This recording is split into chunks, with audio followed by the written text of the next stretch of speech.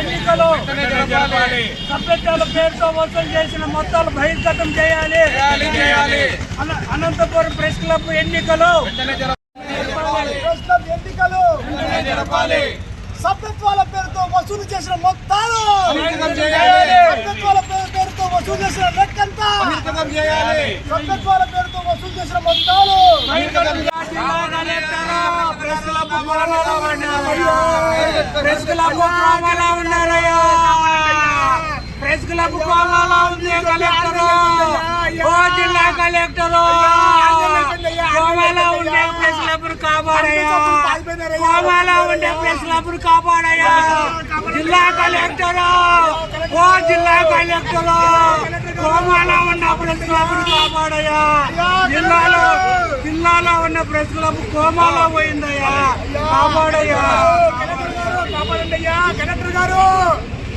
ఈరోజు అనంతపురం నడి ఒడ్డున అనంతపురం ప్రెస్ క్లబ్ దగ్గర మా ముఖ్యమైన డిమాండ్లు, ఒకటి ప్రెస్ క్లబ్ ఎన్నికలు వెంటనే జరపాలి.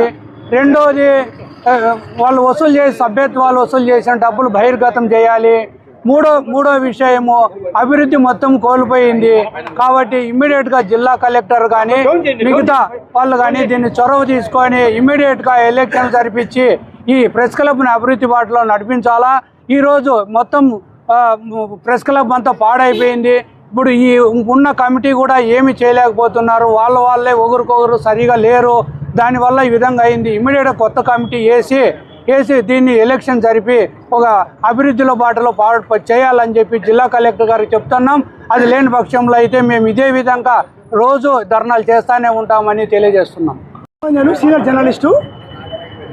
ప్రెస్ క్లబ్ ఎన్నికలు జరగక కొన్ని ఏళ్ళు అవుతుంది.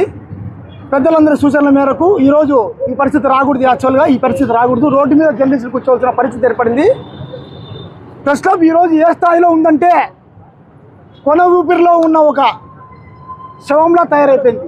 శవం అంటే నీళ్లు పోయడానికి కూడా ఎవరు లేరు. ఆ పరిస్థితి తయారైపోయింది. మా ప్రధాన డిమాండ్లు మూడే. ఈరోజు రిలే దీక్షలు పోవడానికి ప్రధాన డిమాండ్లు మూడే.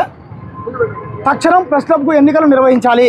ఒకటి, తక్షణం ప్రెస్ క్లబ్కు ఎన్నికలు నిర్వహించాలి. రెండవది, దాదాపుగా 315 మందితో ఒక్కొక్కరితో 500 రూపాయల చొప్పున 2 లక్షల వరకు వసూలు చేశారు.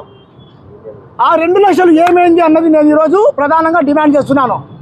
ఈ 2 లక్షల మొత్తాన్ని ఆ కమిటీ సభ్యులు ఎవరైతే ఉన్నారో ఆ 9 మంది స్వచ్ఛందంగా బయటకు వచ్చి ఆ 2 లక్షల సభ్యత్వాల పేరుతో వసూలు చేసిన 2 లక్షలు బయట పెట్టాలి.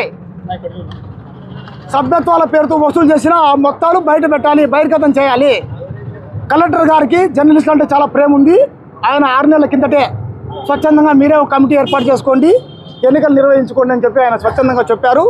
అందుకు DCMS అధికారులు కూడా స్పందించారు, మనకు కొద్దిగా సహకారం కూడా అందించారు. అయితే ఎవరైతే ఉన్నారో 9 మంది సభ్యులు ఒకరిలో ఒకరికి పొంతన లేక, సరైన వాళ్ళ మధ్య అండర్స్టాండింగ్ లేక 6 నెలలుగా కలెక్టర్ గారు చెప్పినా కూడా 6 నెలలుగా ప్రెస్ క్లబ్ ఎన్నికల వైపు, ఎలక్షన్ వైపు దృష్టి సారించలేదు. అటువైపు అడుగులు కూడా వేయలేదు. ప్రస్తుతం మా పరిస్థితి ఎలా ఉందంటే చిన్న జర్నలిస్ట్ కింద పడినా కూడా 10,000 సాయం చేసేవారు లేరు. నిన్నటికి మొన్న మన ఆంధ్రజ్యోతి రిపోర్టరు రవికుమార్ గారు, మీ అందరికీ తెలిసిన విషయమే, కల్చరల్ రిపోర్టర్గా రవికుమార్ గారు పనిచేశారు అనంతపూర్లో. ఆయన చనిపోతే ఇంత పెద్ద ప్రెస్ క్లబ్ తరఫున 20,000 ఇస్తామని చెప్పిన ఆ మహానుభావులు అందరూ కూడా కమిటీ సభ్యులు ఒక్కరు కూడా కనపడడం లేదు. ఆంధ్రజ్యోతి కుటుంబానికి 20,000 ప్రెస్ క్లబ్ తరఫున సహాయం చేస్తామని చెప్పిన ఆ మహానుభావులు ఎవరు కనపడడం లేదు. ప్రెస్ క్లబ్ దగ్గర డబ్బులు లేవు అనుకుంటే పొరపాటు అండి. ప్రెస్ క్లబ్ దగ్గర బ్యాంక్ అకౌంట్లో 5 లక్షల వరకు డబ్బులు ఉన్నాయి. ప్రెస్ క్లబ్ దగ్గర పాత బ్యాలెన్స్ 5 లక్షల డబ్బులు ఉన్నాయి. ఆ 5 లక్షలు ఏమైంది? జర్నలిస్టుల కుటుంబాలకు సాయం చేయండి. మీకు చేతనైతే జర్నలిస్టుల కుటుంబాలు, చనిపోయిన కుటుంబాలకు సాయం చేయండి. ప్రధాన డిమాండ్ ఒకటేనండి. మా ప్రధాన డిమాండ్ ప్రెస్ క్లబ్ ఎన్నికలు తక్షణం నిర్వహించాలి.